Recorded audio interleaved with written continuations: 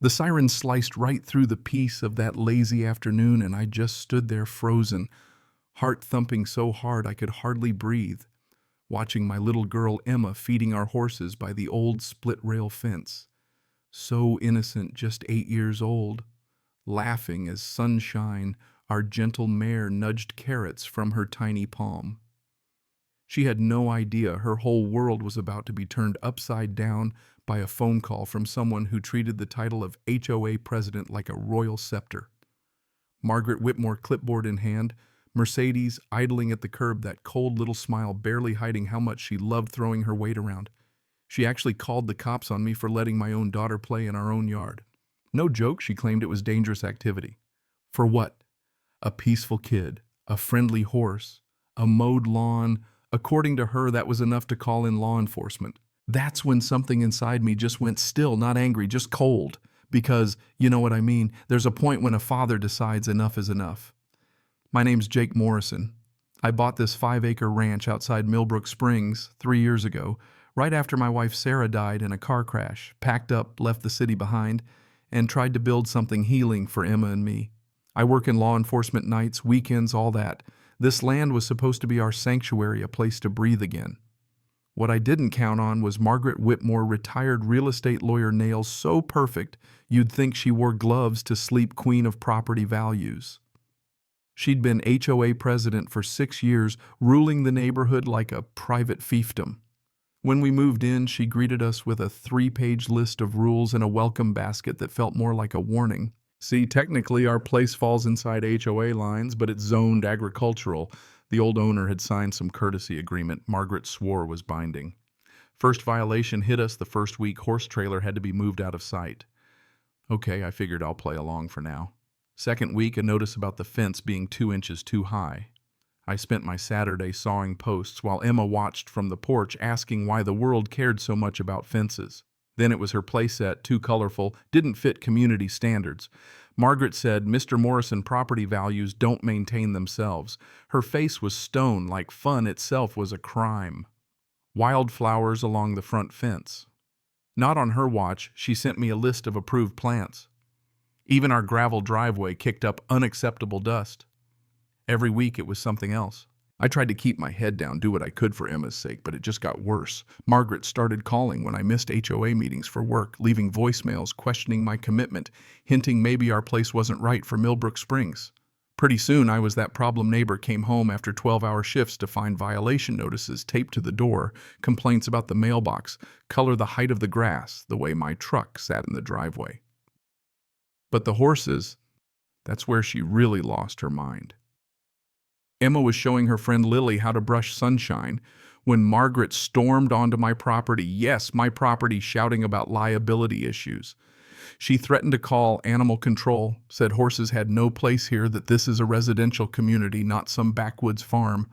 I calmly explained about our insurance permits, gentle horses. She responded by threatening a lawsuit, insisting I remove them immediately.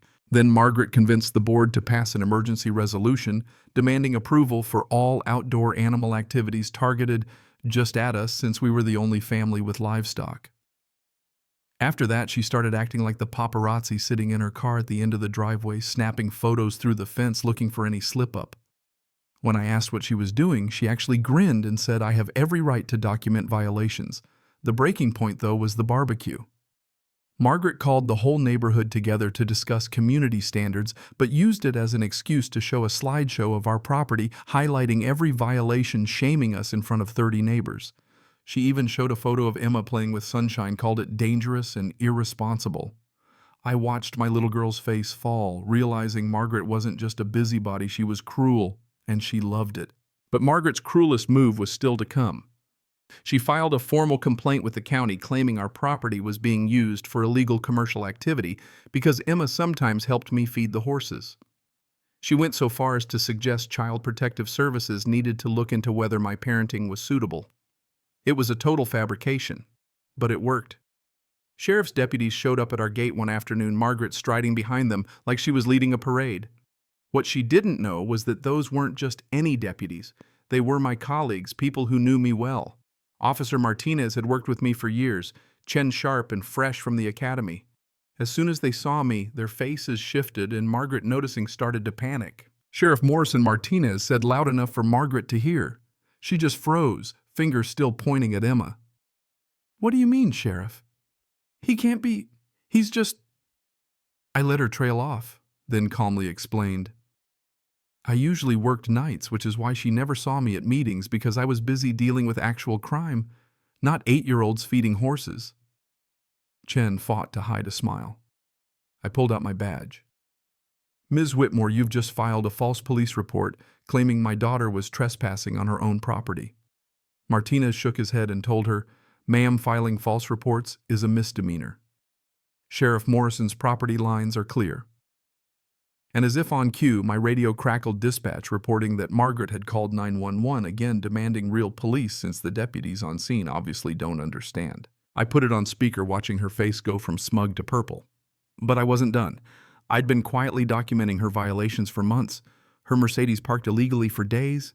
The HOA's registration expired for 8 months, meaning all those fines she'd been issuing were legally meaningless.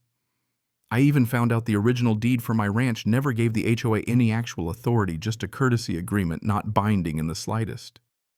Margaret had been running a fake regime, collecting illegal fines, running the HOA as her personal fiefdom, and now she'd tipped her hand to law enforcement.